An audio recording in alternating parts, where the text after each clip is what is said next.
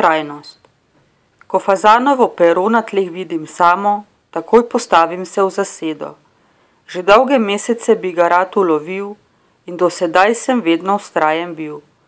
So rekli, da vztrajnost dobra je vrlina, se ti vedno vse poplača in to je prima. Še naprej se bom trudil, saj tudi če ga ne dobim, za nagrado vedno klobaso dobim. A vseeno me jezi, ko vedno tako pred menoj beži.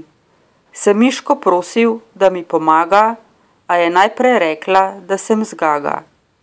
Sem ji rekel, da bo dobila sir in mi lepo je dala mir. Zdaj vedno z njo lovim in ob njej visim, ker izgleda, da sva dober tim. Je timsko delo veliko lažje, tako vedno se izkaže.